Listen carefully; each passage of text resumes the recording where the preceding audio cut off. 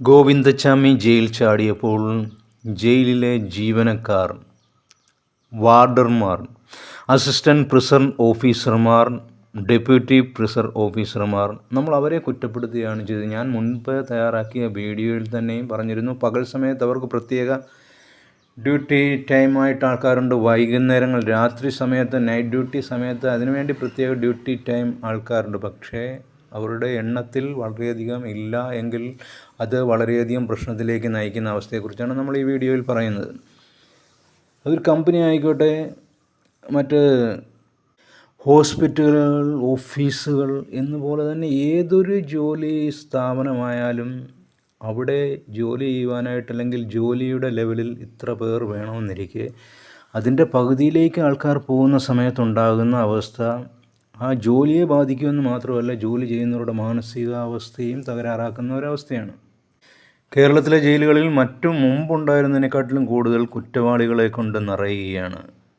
പഴയതിനെക്കാട്ടിലും കൂടുതലായിട്ട് ഈ മദ്യത്തിൻ്റെ അളവ്, 100 രൂപയുടെ മദ്യം, 100 രൂപയെ മദ്യത്തിന് ചിലവ് വരുന്നുണ്ടെങ്കിൽ അതിൻ്റെ ബോട്ടിൽ മറ്റു ജീവനക്കാർ അവരുടേതായിട്ടുള്ള ലെവലും കൂടെ വെച്ച് 50 രൂപയും കൂടി ഇട്ടായിരിക്കും സർക്കാരിന് കൊടുക്കുന്നത്. അല്ലെങ്കിൽ 100, 200 ആയിക്കോട്ടെ, ആ മദ്യമാണ് 1000 രൂപയ്ക്ക് സർക്കാർ വിൽക്കുകയും അതിൻ്റെ ഗുണനിലവാരം, അല്ലെങ്കിൽ കള്ളുകുടിയന്മാർക്ക് അതിൻ്റെ വീര്യം കിട്ടാതെ വരുമ്പോൾ അവരതിനെ ഉപേക്ഷിക്കുകയും, അതായത് വില കൂടുതലും വീര്യം കിട്ടാതെയും വരുമ്പോൾ അതിനെ ഉപേക്ഷിക്കുകയും സിന്തറ്റിക് രാസലഹരിയിലേക്ക് കടക്കുകയും ചെയ്യുന്നതായിട്ടുള്ള പ്രവണത വളരെയധികം കൂടിയതിനാൽ മദ്യത്തെക്കാട്ടിലും കൂടുതൽ പ്രഹരശേഷിയും മനുഷ്യരാശിയുടെ ജീവൻ നിലനിൽപ്പിനെയും ജോലി വർക്ക് ലെവലിനെയും നശിപ്പിക്കുന്ന ഒരു പ്രവണതയും കൂടെ ആയത് കാരണം ഈ സിന്തറ്റിക് ലെവലിൽ അടിമപ്പെടുന്ന വ്യക്തികൾക്ക് അവർക്കത് വീണ്ടും വീണ്ടും കിട്ടുവാനായിട്ടുള്ള അവസ്ഥയ്ക്കും അതുമൂലം ഉണ്ടാക്കുന്ന സംഘർഷ അവസ്ഥകളും വഴക്കുകളും പ്രശ്നങ്ങളും മൂലം ജയിലിലേക്ക് എത്തിപ്പെടുന്ന ആൾക്കാരുടെ എണ്ണം ഇപ്പോൾ വളരെയധികം കൂടുകയാണ്.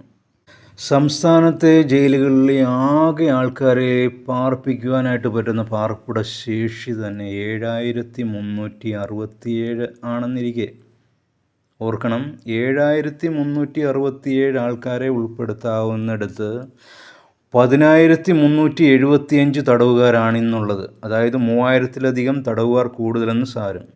തെക്കൻ കേരളത്തിൽ 1693 ഉള്ളിടത്ത് 3250, മധ്യമേഖലയിൽ 2346 ഉള്ളിടത്ത് 3249, ഉത്തരമേഖലയിൽ 2689 പേരെ ആകാവുള്ളൂ.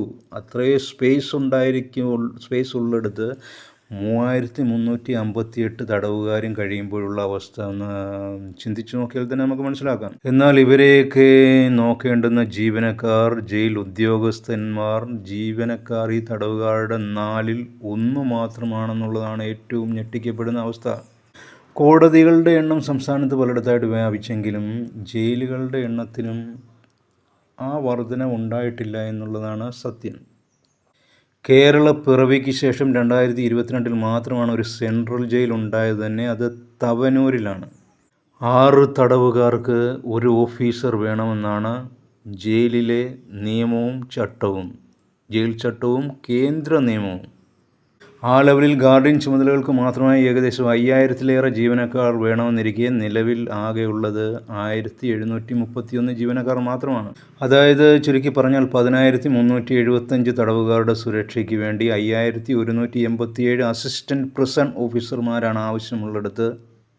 എന്നാൽ സംസ്ഥാന ജയിൽ വകുപ്പിൽ 1284 അസിസ്റ്റൻറ്റ് പ്രിസൺ ഓഫീസർ തസ്തികകൾ മാത്രമാണുള്ളത്.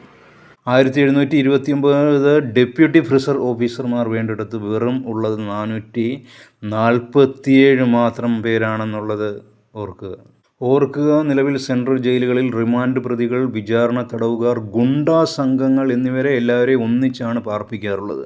അപ്പോൾ ഈ ജയിൽ ജീവനക്കാർക്ക് 24 മണിക്കൂറും ജോലി ചെയ്യേണ്ടി വരുന്നു. അപ്പോഴവർക്കുണ്ടായിരിക്കുന്ന മാനസിക സംഘർഷങ്ങൾ, അവർക്കുണ്ടായിരിക്കുന്ന ജോലി ഭാരങ്ങൾ, പ്രധാനമായിട്ടും എല്ലാ ദിവസവും ഇവർ കാണുന്ന ക്രിമിനലുകളെയാണ്.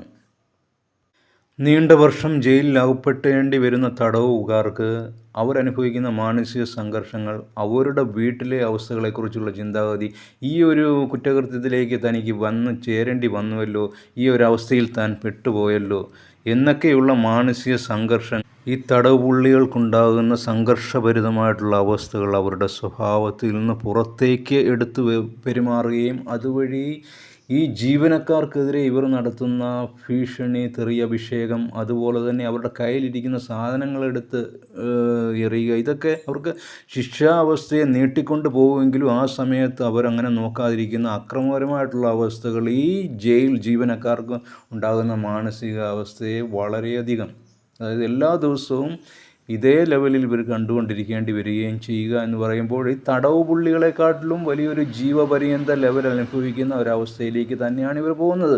അതുകൊണ്ട് തന്നെ എനിക്കറിയാവുന്ന അവസ്ഥയുണ്ട്, ജോലി കഴിയുന്ന സമയം 6 മണിയാകുമ്പോഴത്തേനും മദ്യശാലകളിലേക്ക് പോകുന്ന ഓഫീസർമാർ, അല്ലെങ്കിൽ ഈ അവസ്ഥകൾ പറഞ്ഞിട്ടും മനോവിഷമത്താൽ പല തടവ് പുള്ളികൾ അനുഭവിക്കേണ്ടി വരിക്കുന്ന അവസ്ഥകൾ, അവർക്ക് നേരിടേണ്ടി വന്നിരിക്കുന്ന അവസ്ഥകൾ, അവർ കൊലപാതകത്തിലേക്ക് അല്ലെങ്കിൽ മറ്റ് അതിക്രമങ്ങളിലേക്ക് കടന്നു വന്നിരിക്കുന്ന അവസ്ഥകൾ, അതിനുശേഷം അവർ ജയിലിൽ നടക്കുന്നതായിട്ടുള്ള അവരുടെ മാനസിക സംഘർഷങ്ങൾ, ഇതെല്ലാം പറഞ്ഞുകൊണ്ട് വിഷമിക്കുന്ന പോലീസുകാരുൾപ്പെടെയുള്ളവരെയും കാണുവാനായിട്ടുള്ള സാധിച്ചിരിക്കുന്നതുകൊണ്ട് ഈ ജോലി വർഷങ്ങളോളം കഴിഞ്ഞിട്ട് ജോലിയുടെ ടൈം കഴിഞ്ഞ് മാത്രമല്ല പെൻഷനായിട്ട് വരുന്നവരുടെയും മാനസിക സംഘർഷങ്ങൾ അവരുടെ ജീവിതത്തിലും സ്വഭാവത്തിലും കാര്യമായ മാറ്റം കാണാറുണ്ട്. ഇവിടെ ഉദ്യോഗസ്ഥന്മാർ തന്നെ പറയുന്നത് കൊടും കുറ്റവാളികളായിട്ട് വർഷങ്ങളോളം താമസിപ്പിക്കുന്നവരെക്കാട്ടിലും പേടിക്കേണ്ടത് പല സ്ഥലത്തു നിന്നും വരുന്ന ഗുണ്ടകളെയാണെന്നാണ്. അവരുടേതായിട്ടുള്ള അവസ്ഥയാണ് ഏറ്റവും കൂടുതൽ പേടിക്കേണ്ടതായിട്ടും അവർ ചേരിതിരിഞ്ഞ് അക്രമങ്ങൾ നടത്തുന്നതായിട്ടും അത് പോലീസുകാർക്ക് അധിക തലവേദനയായിട്ട് മാറുന്നതായിട്ടുള്ള വസ്തുതയും അവർ പറയുന്നതായിട്ട് കേൾക്കുവാനായിട്ട് സാധിച്ചിട്ടുണ്ട്. ഇങ്ങനെയുള്ള സംഘർഷങ്ങൾ ഈ ജയിൽ ജീവനക്കാരുടെ ജോലിയെ തന്നെ ബാധിക്കുന്ന കാരണം ഈ ജോലി തന്നെ വിട്ടുപോന്നിട്ടുള്ളവരുണ്ട്. ഇവരുടെ ശമ്പളം വളരെയധികം ആണെന്ന് പറഞ്ഞാലും അതിൽ തന്നെ തുടരുവാനായിട്ടുള്ള മാനസിക ലെവല് ഇവർക്കുണ്ടാകുന്നില്ല. ഈ തടവുകാരുടെ മാനസിക നില വളരെയധികം മോശമായിരിക്കുന്ന അവസ്ഥയിൽ അവർ കാണിച്ചു കൂട്ടുന്ന പ്രത്യാക്രമണങ്ങൾ പലപ്പോഴും ദിവസങ്ങളും എല്ലാ ദിവസങ്ങളും ഇതിൻ്റേതായിട്ടുള്ള അനുഭവങ്ങൾ തീവ്രമാകുന്നത് മൂലം ജോലി തന്നെ ഉപേക്ഷിക്കുക അല്ലെങ്കിൽ ആ ഒരു മാനസികാവസ്ഥയിലൂടെ കടന്നു പോകുന്ന ഉദ്യോഗസ്ഥന്മാരുടെ എണ്ണവും നമ്മൾ ഇവരെ കുറ്റപ്പെടുത്തുമ്പോൾ ഈ വിഷയങ്ങൾ കൂടിയും നമ്മൾ ചിന്തിക്കേണ്ടതുണ്ട്. ഏതൊരു വിഷയത്തിൻ്റെയും സത്യസന്ധമായിട്ടുള്ള അവസ്ഥയും കൂടെ നമ്മൾ മനസ്സിലാക്കിയിരിക്കുക എന്നുള്ള അവസ്ഥയും കൂടി ആണ് ഞാൻ ഈ വീഡിയോ തയ്യാറാക്കിയത് തന്നെ. പുറമേ കാണുന്ന കാഴ്ചപ്പാട് മാത്രമല്ല, ഏതൊരു വിഷയത്തിലും എന്താണ് യാഥാർത്ഥ്യമെന്നും കൂടി ഓരോ വ്യക്തിയും പൂർണ്ണമായിട്ടും മനസ്സിലാക്കേണ്ടിയിരിക്കുന്ന നഗ്നമായിട്ടുള്ള സത്യങ്ങളാണ്. അത് ആവശ്യവുമാണ്. ജയിൽ കുറ്റവാളികളുടെ എണ്ണം കൂടുന്നതും 57 ജയിലുകളിലും പാർപ്പിക്കാനാവാത്ത വിധം അന്തേവാസികളുടെ എണ്ണം കൂടുന്നതായിട്ടും കാണുന്നു.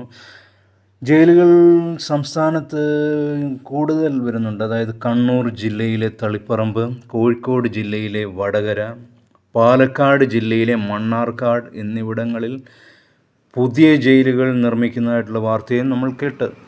ഇത് യാഥാർത്ഥ്യമാകുന്നതോടുകൂടി നമ്മൾ പറഞ്ഞ വിഷയമായിട്ടുള്ള ജീവനക്കാരുടെ എണ്ണവും കൂടിയാൽ മാത്രമേ ഈ ഒരു അവസ്ഥകൾക്ക് പൂർണ്ണമായിട്ട് ഒരു സൊല്യൂഷൻ ഉണ്ടാവുകയുള്ളൂ.